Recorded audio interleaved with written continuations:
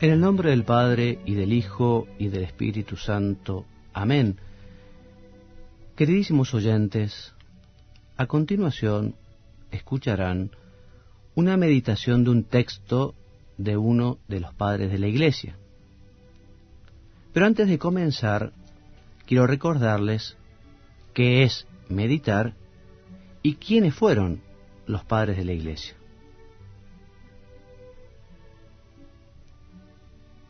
La meditación es una forma de oración, una manera de hablar con Dios.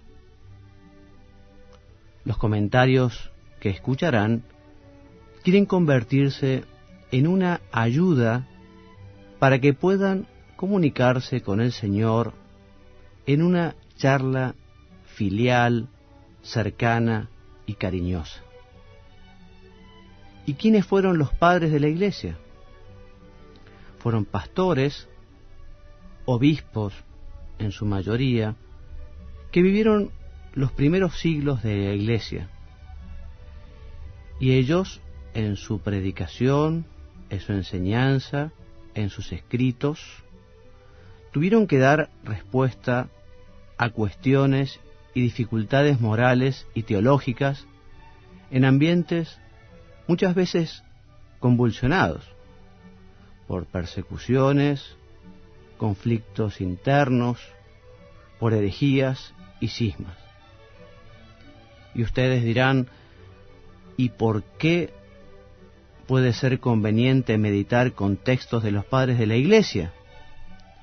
Te voy a responder con la instrucción sobre los padres de la Iglesia en la formación sacerdotal, un documento de la Congregación para la Enseñanza Católica. Este documento nos dice que los padres de la Iglesia son testigos privilegiados de la tradición de la Iglesia. También que los padres fueron intérpretes de la Sagrada Escritura. Los padres tuvieron una ciencia teológica extraordinaria, fueron maestros de vida espiritual y apostólica. Y también los padres de la Iglesia fueron santos y sus escritos constituyen un verdadero tesoro para la Iglesia.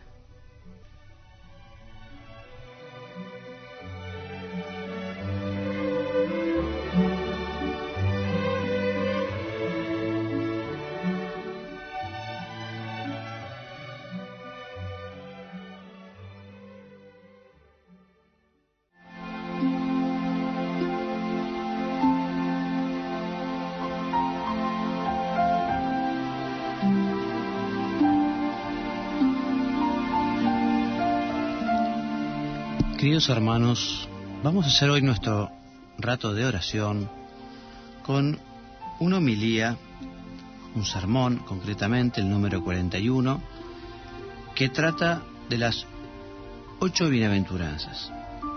Y estas homilías, este sermón, pertenece a San Cromacio de Aquileia.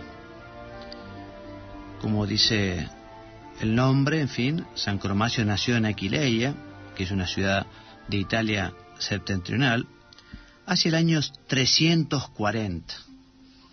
Él nació en una familia profundamente cristiana y los pocos datos que tenemos de su infancia y de su adolescencia proceden de una carta de San Jerónimo y de la apología de Rufino. Desde el año 370 fue miembro del clero de su ciudad. Y en calidad de colaborador del obispo Valeriano, participó en el seno local que, convocado en el año 381 bajo la dirección de San Ambrosio, condenó al semiarrianismo. A la muerte de Valeriano, estamos en el año 388, Cromacio ocupó la sede de Aquileia.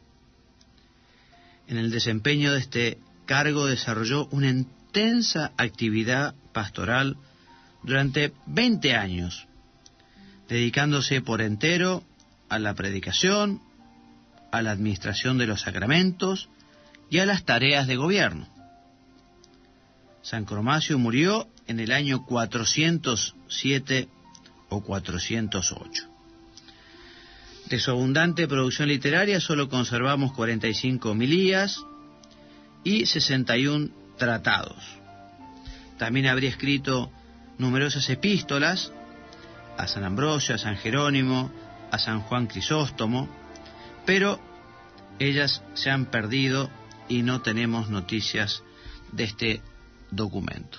Vamos entonces ahora a esta homilía, este sermón precioso, que es medio largo, de modo que en vez de leerlo de un tirón para después sacar algunas conclusiones, para sacar alguna meditación, vamos a ir glosándolo poco a poco.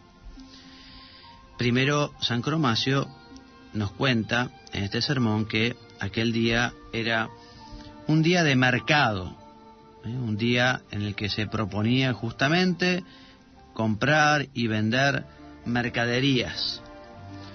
Y él, aprovechando ese día de negocios, por decirlo de alguna manera, quería aprovechar para ofrecer una mercadería valiosísima, que es la mercancía que el Señor me ha confiado, dice, que es la predicación, la enseñanza de la Escritura, la enseñanza del Evangelio. Deseo ofreceros, queridísimos hermanos, las perlas preciosas de las bienaventuranzas tomadas del Evangelio. Abrid, pues, las arcas de vuestro corazón, tomad con avidez, adueñaos con alegría. Y comienza entonces, unos renglones más abajo, a desglosar y a comentar las bienaventuranzas. La primera, lo recordamos, nos dice: bienaventurados los pobres de espíritu, porque de ellos es el reino de los cielos. Mateo capítulo 5, versículo 3. Y dice San Cromacio: principio estupendo, hermanos míos, de la doctrina celestial. El Señor no comienza por el miedo, sino por la bienaventuranza. No suscita temor, sino más bien deseo. Como un árbitro o quien da un espectáculo de gladiadores, ofrece un premio importante a los que luchan en este estadio espiritual, a fin de que no teman las fatigas y a la vista del premio no tiemblen ante los peligros. Bienaventurados entonces los pobres de espíritu, nos dice el Señor, porque de ellos es el reino de los cielos.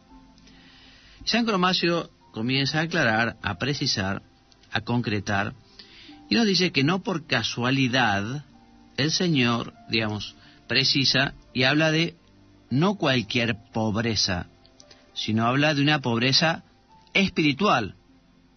Pues en efecto, no se puede llamar bienaventurada cualquier pobreza, porque frecuentemente deriva de desgracia, de costumbres depravadas y hasta de la cólera divina. Bienaventurada es, pues, la pobreza espiritual, es decir, la de aquellos hombres que en espíritu y voluntad se hacen pobres por Dios, renunciando a los bienes del mundo y domando espontáneamente sus propias riquezas. A esto se les llama bienaventurados, con justo título, porque son pobres de espíritu y porque de ellos es el reino de los cielos. Estamos hablando de una pobreza voluntaria. O sea, sabemos que uno puede no tener nada y ser, desde un punto de vista crematístico, un miserable, pero puede ser uno rico de espíritu por estar lleno de envidia, por estar lleno de deseos, de riquezas desordenadas. O sea, la pobreza espiritual no pasa por tener o no tener, porque uno puede tener mucho y con ese mucho que uno tiene hacer un gran bien a los demás, con ese bien que uno tiene, esos bienes que uno tiene, puede ser muy prudente y vivir la virtud de la templanza también, sin gastos extraordinarios o innecesarios, ni caprichos.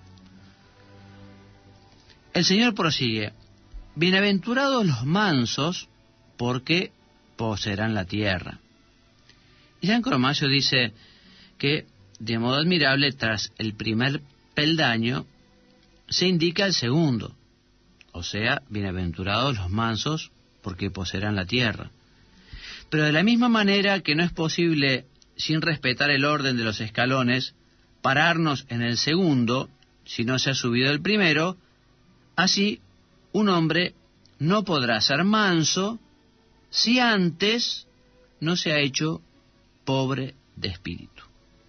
Qué idea esta extraordinaria, porque efectivamente, y lo repite San Cromacio a renglón seguido más abajo, si uno no consigue esa pobreza espiritual, si uno no tiene ese desprendimiento, si uno no consigue darle a las cosas el valor verdadero que se merecen, no alcanzará esa mansedumbre. Solo siendo personas desprendidas, solo valorando las cosas según la perspectiva divina, solo siendo pobre de espíritu, uno tiene esa mansedumbre, esa paz, esa serenidad. Y se pregunta San Cromacio, ¿cómo podría un alma en medio de las riquezas, de las preocupaciones y de los afanes del mundo, de los que nacen agitaciones, litigios, recursos de apelación, iras y exacerbaciones sin fin, cómo podría, digo, en medio de todo eso, ser dulce y mansa un alma si antes no hubiera renunciado con un corte neto a todo lo que provoca cólera y a todo lo que es ocasión de disputas? O sea que, nos vuelve a decir más abajo el santo, un espíritu no podrá ser dulce y manso mientras no haya renunciado a cuanto excita e inflama. El segundo escalón viene, pues, oportunamente detrás del primero, porque los pobres espíritus comienzan ya a estar en el camino de la mansedumbre. Quien tiene experimentado la vivencia de la virtud y la pobreza sabe efectivamente cómo ésta genera esa paz, esa tranquilidad, esa libertad, ¿no? En cambio, el apegamiento a las cosas, en cambio, el deseo desordenado de bienes, produce justamente lo contrario a la mansedumbre. Produce inquietud, también puede llegar a producir ese remordimiento de conciencia, de saber que uno no tiene que poner el corazón de esa manera en las cosas, ¿eh? Por eso, repitiendo lo que dice San Cromacio, ¿queremos nosotros esa mansedumbre para poseer la tierra? Bueno, primero tenemos que escalar el primero de los escalones, que es el espíritu de pobreza, o la pobreza de espíritu. Y aquí el tercero: bienaventurados los que lloran, porque serán consolados. Y se pregunta el santo, ¿cuál es para nosotros ese llanto saludable? Porque él distingue y nos dice que no todo llanto necesariamente tiene que ser bienaventurado, no todo llanto tiene que ser bueno. El que es especialmente bueno y santo, dice, es el llanto que se derrama por los propios pecados, por las propias faltas, ese dolor de los pecados que nos lleva justamente al arrepentimiento, a ver que le fallamos a Dios que tanto nos quiere. Ese llanto también por nuestros pecados que no es fruto de la vanidad, que no es fruto de la soberbia, porque yo fui el que fallé, porque yo es el que no alcancé mi objetivo, porque yo... No. El llanto es un dolor de amor por haber ofendido a un Padre que nos quiere tanto. Ese es el verdadero dolor de los pecados, y ese es ese llanto que nos ayudará o que nos conseguirá el consuelo. Las heridas de las culpas pasadas, nos dice el santo, a las que siguen llantos y lágrimas saludables y muy útiles para traer enseguida la consolación celestial.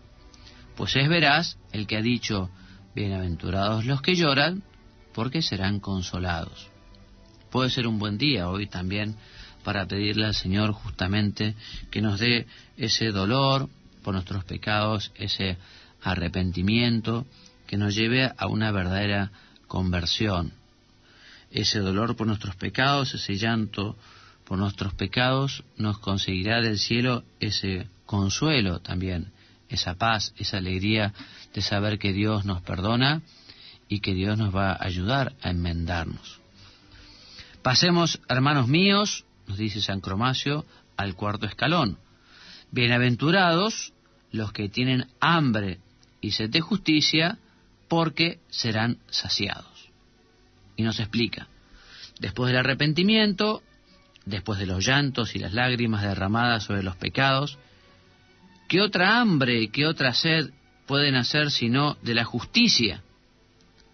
Como se alegra por la luz ya próxima quien ha pasado la noche de la oscuridad, y como desea comer y beber quien ha digerido la amarga bilis, así también el alma del cristiano, tras haber expiado los propios pecados, con el dolor y con las lágrimas, solo tiene hambre y sed de la justicia de Dios, y con derecho se alegrará de ser saciada de cuanto desea. La justicia es esa virtud por la cual procuramos dar a cada uno su derecho, lo que le corresponde, lo justo. A Dios lo que es de Dios y al César lo que es del César, ¿no? Pensemos, yo le estoy dando a Dios lo que Él se merece en la calidad de mis oraciones, en mis trabajos realizados con perfección, en la caridad con los demás, porque son hijos de Dios y cuando no los respetamos no estamos respetando a su Padre. Dar a cada uno lo suyo, a Dios lo que se merece y al prójimo también. Estamos siendo justos nosotros con los demás, y si tenemos algo que cambiar, tenemos algo que arrepentirnos o que pedir perdón, porque estamos tratando con injusticia a un familiar, a un ser querido, o a un amigo, o un vecino, o un compañero de trabajo. Si lo estamos tratando injustamente con la caridad, o lo estamos tratando injustamente porque no le damos lo que se merece, o no le pagamos lo que se merece, bueno, hoy puede ser un buen día. Nosotros queremos que se nos trate con justicia y con amor, nosotros aspiramos a esa justicia, a ese amor de Dios, pues sepamos nosotros también tratar con justicia a los demás. Todos se acordarán aquel texto del Evangelio en el cual Jesús contaba a modo de parábola a uno que se le había perdonado tantos millones se le había perdonado completamente. Y ese mismo deudor, poquito tiempo después de haber sido perdonado, él no perdona a otro compañero al que le debía una miseria si se compara con lo que era su deuda, y no se apiada, no perdona. Qué tremendo, ¿no? Bueno, a nosotros se nos ha perdonado mucho. Nosotros somos cada uno, somos aquel que se le ha perdonado tanto. Bueno, no nos faltan razones para perdonar siempre a todos los que están a nuestro alrededor. Dice la quinta de las bienaventuranzas: bienaventurados los misericordiosos, porque alcanzarán misericordia. En la medida en que nosotros seamos misericordiosos, alcanzaremos misericordia. En la medida que tratemos a los demás con caridad, seremos tratados de la misma manera. Se nos medirá como nosotros medimos al prójimo. Nos dice el santo: así, tras haber obtenido misericordia y abundancia de justicia, el cristiano comienza a tener compasión de los infelices y empieza a rezar por los otros pecados. Es verdad, cuando nosotros conseguimos percibir lo mucho que nos quiere, lo mucho que Dios nos ha perdonado, entonces también nos preparamos para perdonar a los demás. Mucho se me ha perdonado, ¿cómo no voy a perdonar yo? Y aquí el sexto escalón: Bienaventurados los limpios de corazón, porque verán a Dios.